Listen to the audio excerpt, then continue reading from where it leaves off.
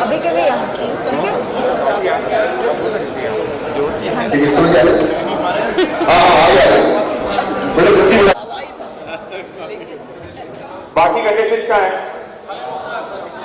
चले जल्दी बुलाओ दूसरा हमको मन की शक्ति दे तीसरा कभी राम बन के कभी श्याम बन के एंड सब साथ में लगे 2.5 मिनट का है प्रेस के लिए बैठ ले कार्यक्रम बढ़ गया अब तो लगातार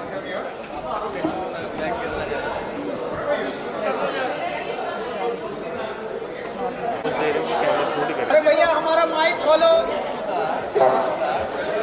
और सर जजेस का म्यूट कैलेसर का माइक म्यूट प्लीज कहना है कि प्रेस भाई आगे आ जाइए मीडिया कर रवि वे समझ रहे हो ना विजुअल ले लो आगे से करो समझिए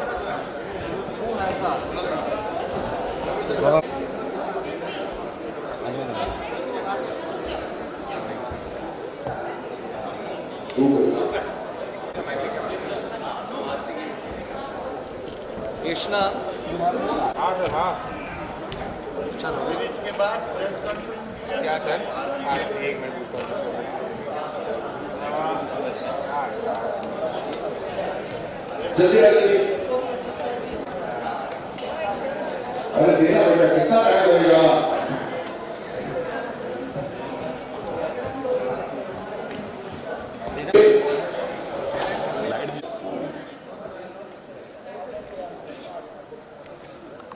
सुरेश सर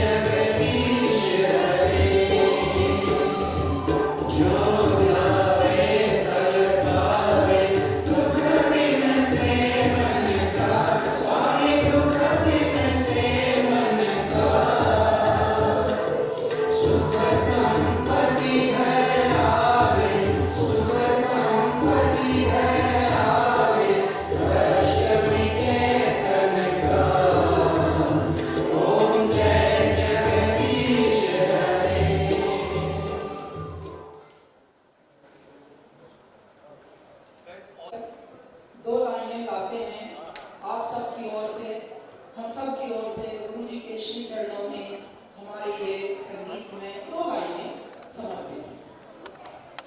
भैया जरा देख लो हम कहाँ गा रहे हैं, बोल लो। गुरु जी महतो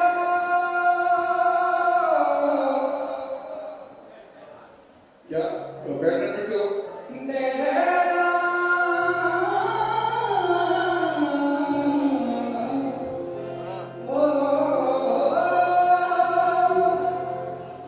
आज तक गुरु जी 16 साल के करियर तक हमें यही नहीं पता क्या लेना है क्या देना है। कितने ज्ञानी बेचारे आए। पहली बार जब शुरू में नए नए यहाँ पर थे तो एक बंदे ने बोला अरे बीफा दे दो। तो मैं सोच रहा हूँ अभी तो मैं पीजी में रहता हूँ, मैंने कोई ऐसा सुकर्म किया भी नहीं है। ये कितनी प्रभावी नगरी है कि यहाँ इतने दयालु लोग रहते हैं कि पहली ही बारी में मुझे फ्लैट दे रहे हैं, कोई बी नाम का, कह रहे बी फ्लैट से दे दो। तो और उसके बाद आधा नोट, मैं सोच रहा हूँ नोट फाड़ रहे हैं इधर। तो ये ऐसे ऐसे यहाँ पर कौतुक ऐसे ऐसे अचंभे हुए हैं। साहेब गुरुजी मैं तो एक निरंजन जाऊंगी। गुरुजी मैं तो एक निरंजन जाऊंगी। तुझे तेरे संग जाऊंगी जाऊंगी जाऊंगी जाऊंगी। गुरुजी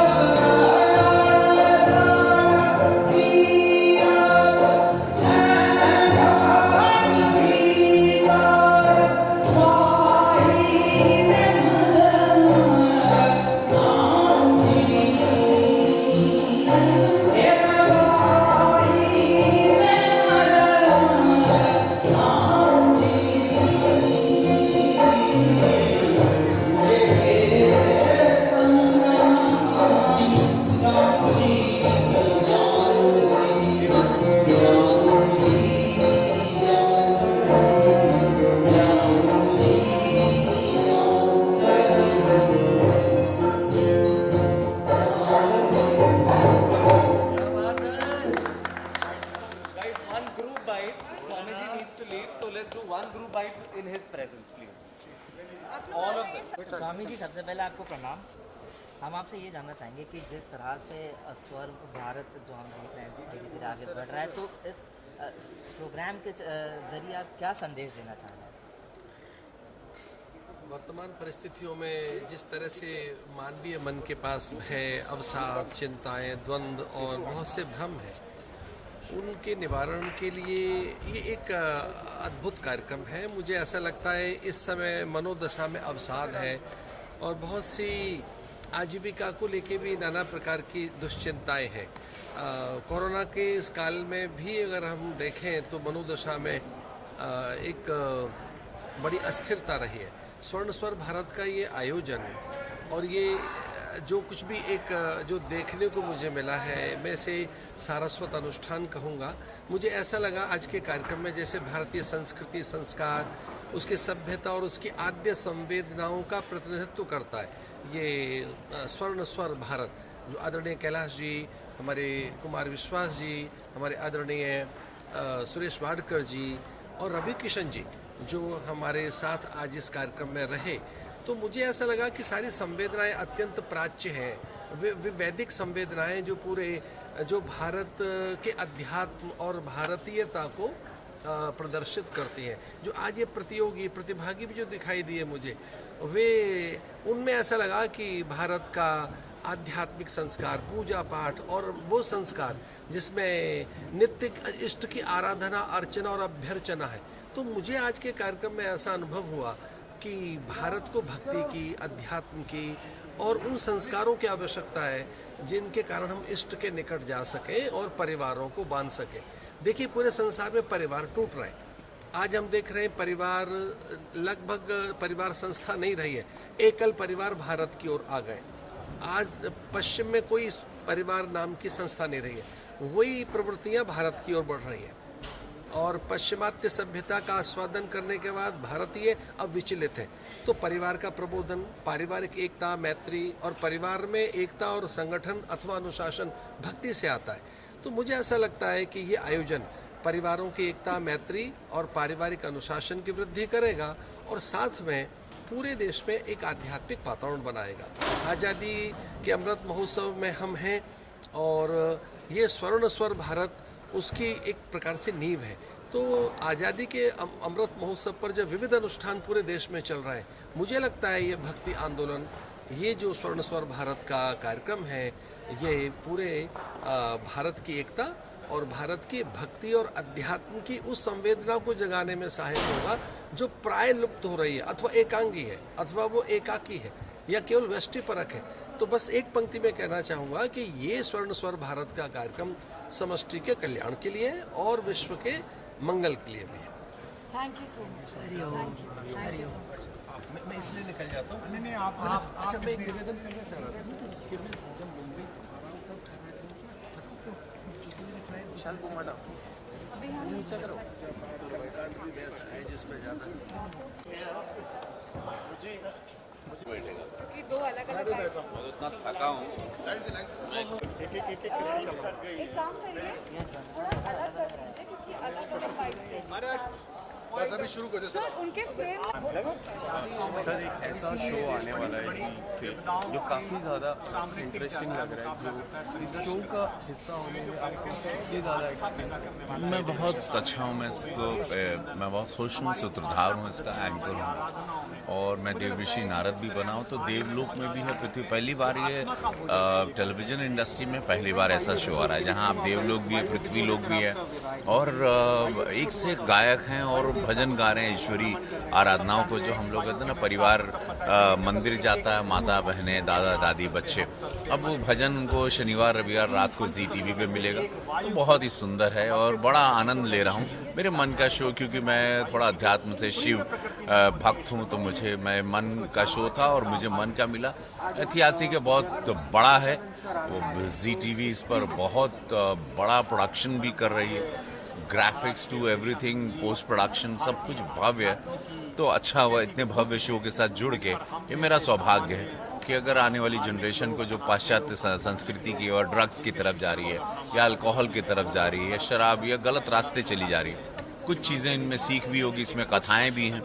तो उस मामले से उस रास्ते हम लोग अपने बच्चों को, अपनी आने वाली पीढ़ी को बताएंगे कि 10,000 साल पहले भारत कैसा था, हमारा इतिहास क्या था, हमारे देवी देवता क्या थे, क्या होता और उनसे क्या सीख मिलेगी आम जीवन में। आम जनमानस को हम लोग क्या दे पाएंगे, समाज को हम क्या दे पाएंगे। समाज को गलत चीज़ों के अलावा ये चीज़ें मतलब वो तो फैल ही रही हैं। हमारा सच क्या है, हम लोग कौन लोग हैं, वो बताना समाज को ज़रूरी है और ये शो उसमें बहुत ही बड़ा एक योगदान देगा। जब आपको पता चला कि आप ये शो होस्ट कर रहे थे, तो आपके मन में सबसे पहले क्या विचार आया? मुझे लगा कि ये बहुत ऐतिहासिक शो होगा और इसका क्रेज़ बहुत बड़ा होगा, बड़ा भव्य क्रेज़ होगा इसका। और इसको बहुत लोग देखेंगे क्योंकि ZTV एक बहुत बड़ा चैनल है। ZTV के माध्यम से देश विदेश में इसको लोग देखेंगे और इसका एक अलग क्रेज़ होगा। आने वाली पीढ़ी, हमारी जनरेशन को बहुत पसंद आएगा हमारी, क्योंकि इस देश में युवा बहुत हैं, यूथ बहुत है, तो उनके लिए शो बहुत बड़ा एक बहुत बड़ी सीख होगी। सो लास्टली ये शो को आने वाली पीढ़ी की क्या मैसेज देना चाहती है? कि आप लोग जानिए भारत क्या था, स्वर भारत, एक भारत कैसा था, ये भारत की रचना कैसे है, अब भारत कैसा होना चाहिए, और हम लोगों को इस भारत में रहने के लिए एक किस तरह से एक इसकी परंपराओं को, इसकी संस्कृति को, इस संस्कार को जानते हुए हम लोग एक डिसिप्लिन लाइफ कैसे जी के माता पिता परिवार को संभालें, अपने शरीर को संभालें, अपने मस्तिष्क को संभालें, पॉजिटिविटी रखें हम लोग। तो ये शो एक मेडिसिन की तरह भी रहेगा, तो वे बहुत चीज़ें बहुत आनंद आएगी। मुझे बहुत अच्छा लग रहा है, कॉम्बिनेशन भी इतना अच्छा है हमारे साथ कि हमारे साथ सारे जजेस भी बड़े अद्भुत हैं, भव्य हैं, तो सारी चीज़ें बहुत शानदार रहेगी। तो ये नया शो आने वाला है ZTV पे और आप इस शो के जज हो, कितने ज़्यादा एक्साइटेड हो इस शो के?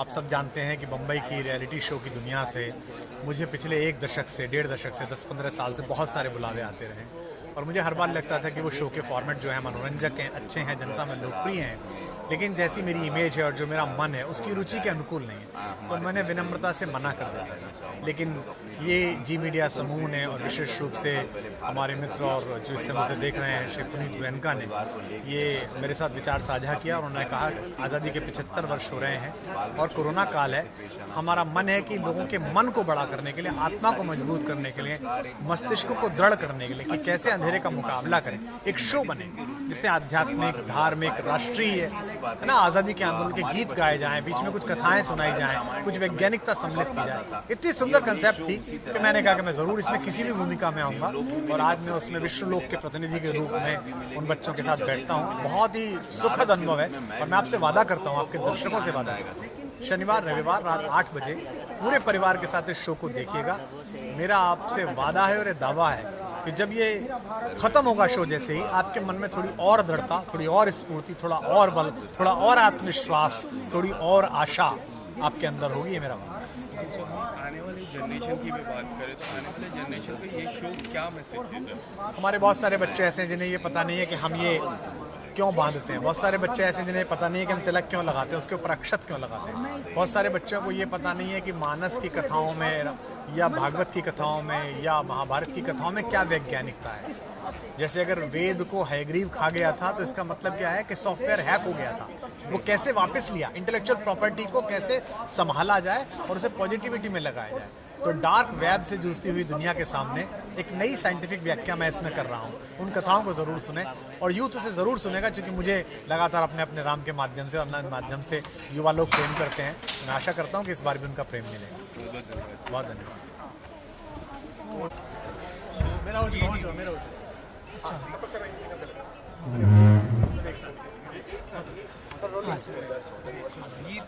भव्य शो लेके आ रहा है, और इस भव्य शो के आप दोनों जजेस हो, तो क्या कहना चाहोगे, कितने ज़्यादा एक्साइटेड हो इस शो को लेके? जी, हम बहुत ज़्यादा उत्तेजित हैं, उद्वेलित हैं, तरंगित हैं, उमंगित हैं, और इसलिए हैं कि भारत में तो नहीं परंतु विश्व में भी कभी ऐसा शो बना नहीं। देखिए, आध्यात्म और संगीत एक साथ आए। जब हम शुरू हो रहे थे अपने जीवन में संगीत में, तो हम क्योंकि आश्रम में पले बड़े हैं, गुरुकुल से ही आए थे, मैं गंगा किनारे आरती से पहले गाता था, कुछ अलग स्वच्छंद चीज़ें गाता था, तो सब पूछते थे मुझसे क्या गाते हो, कैसा गाते हो, तो मुझे पता भी नहीं होता था। क्यों? क्योंकि हमने विधिवत सीखा भी नहीं था। लेकिन जब इन इतने बड़े बड़े लोगों का गाना सुनते थे, तब लगता था ये कैसी इंडस्ट्री होगी, ये कैसा भव्य दुनिया होगा संसार। और जब आकर यहाँ देखा और इनकी सरलता देखी इन बड़ों की, तो मैं एक निवेदन ये करना चाहता था ईश्वर से कि जब हमारी गायकी, हमारी सोच, हमारा व्यक्तित्व यहाँ सारी दुनिया को भा गया, तब हमने ये मन में संकल्प लिया था कि हे मेरे ईश्वर, कभी अगर हमको, क्योंकि हम तो आध्यात्म से संगीत में आए हैं, संगीत से आध्यात्म की ओर गए नहीं, तो तब हमने ये परिकल्पना की थी कि हे मेरे ईश्वर, एक दिन अगर ऐसा हो कि जब हम पूरे भारत को फिल्मी दुनिया की तरफ से, संगीत की दुनिया की तरफ से और पूरा प्रतिनिधित्व निभाएं कि हाँ, भारत का सिनेमा जगत भी, भारत का संगीत जगत भी भारत को जगाने का कार्य कर सकता है। सिर्फ मनोरंजन ही नहीं, थोड़ा आत्म मंथन, प्रभु सुमिरन भी दे सकता है। तो आज़ादी के अमृत महोत्सव पर जब आदरणीय प्रधानमंत्री जी ने ये उद्घोष किया था कि जो भी भारतवासी, भारत के कलाकार, भारत के साधक अलग अलग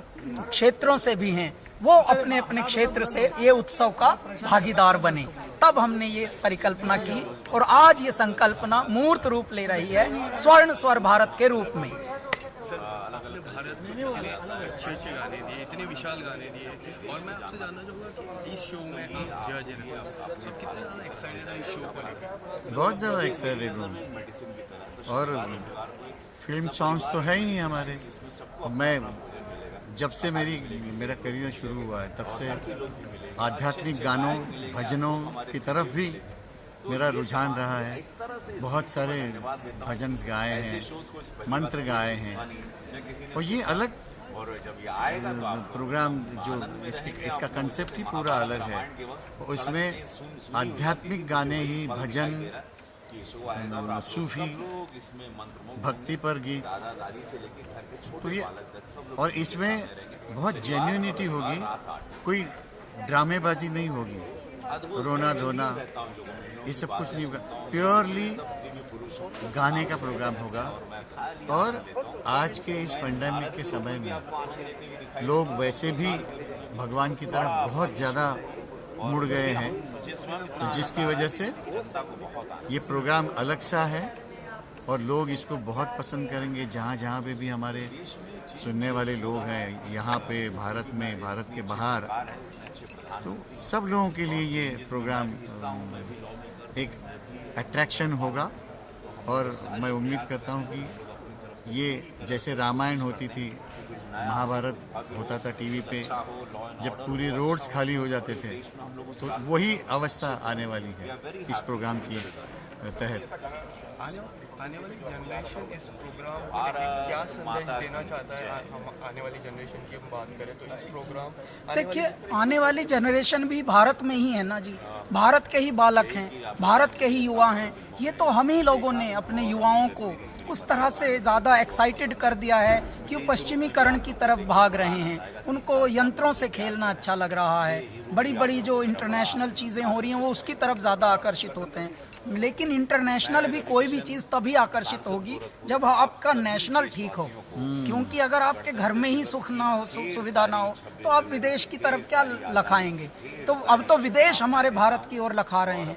आप हैरान हो जाएंगे कि इस द्रोह काल में मेरा भारत क्या मिरेकुलस जंप मारा प्रगति का, कि एक बार हमारे पास पीपीई किट बनाने भर के लिए साधन भी नहीं थे और रास्ता भी नहीं था, आइडिया भी नहीं था। विद इन फ्यू मंथ्स हम लोगों ने क्या जंप मारा, हमारी सरकार ने, भारत सरकार ने और राज्य सरकारों ने, कि अब पीपीई किट, दवाई, हमारी वैक्सीन हमारी इतने बन गई कि मेरे दाता ने लगभग दूसरे देशों को अनुदान दे रहे हैं। एक्सपोर्ट तो कर रहे हैं साहब, अनुदान में भी दे रहा है भारत उस रूप में। देखिए, ये हमारे बड़ों ने एक बात कही थी, हम लाए हैं तूफान से कश्ती निकाल के, इस देश को रखना मेरे बच्चों संभाल के। इतना भरोसा था उनको कि भैया ये काम कर लेना। तो आज के बच्चों पे भी तो भरोसा है ना, तो बस ये भरोसा ही जगा रहे हैं। थैंक यू सो मच जी, थैंक यू। बस भैया हरिओम कर, भैया पगला गए, भैया पगला। संस्पर्श को जीने वाले कैलाश भाई और इधर बैठे हैं गोरक्षपीठ से सांस से बहुत आत्मीय मित्र रवि किशन जी। तो मैं आप सबको बधाई देता हूं, और जो एबीपी ने मुझे जिम्मेदारी दे दी है कि मैं साथियों से पूछ सकूं, मित्रों से पूछ सकूं, तो मैं सबसे पहले, कमजोर है इसलिए पहले उसको थोड़ी प्राथमिकता दे देनी चाहिए कि रवि भाई, इस शो पर हम लोग गणतंत्र की बेला है, अनगिनत हैं ये दिन इस देश ने देखा है जब हमने अपना संविधान आत्म किया है। तो ये जो स्वर्ण स्वर भारत का स्वर गूंज रहा है, इसके अनुभव को आप हमारे दर्शकों के साथ साझा करें। धन्यवाद। वंदे मातरम के साथ मैं आपको प्रणाम करता हूं, और इस आज़ादी के महत्व को आप समझें। आज़ादी का अमृत महोत्सव मना भारत के इस भव्य मंच पर, और साथ ही साथ अपने देशवासियों को भी बता रहे हैं कि आपके संस्कार क्या थे, आपके 10,000 साल पुराना भारत क्या था, आपकी संस्कृति क्या थे, मर्यादा पुरुषोत्तम क्या थे, गृहस्थ आश्रम क्या था, अभी ड्रग्स का कल्चर आ गया है, पाश्चात्य का कल्चर आ गया। मैं युवाओं के लिए भी एक बड़ा संदेश है। तो ये शो के माध्यम से बहुत सारी दवाएं भी आ रही हैं, मेडिसिन भी हैं। मैं शनिवार रविवार रात 8 बजे ZTV पर ये शो आ रहा है, जिसमें मेडिसिन भी हैं, इंसानी मानवता की बातें भी हैं, दिल को छूने वाली भी बातें हैं, अच्छे गायक भी हैं। त्रिदेव ऐसा कॉम्बिनेशन पहली बार, लीथल कॉम्बिनेशन जिसको कहते हैं, जो इस देश में आ रहा है, उसके साथ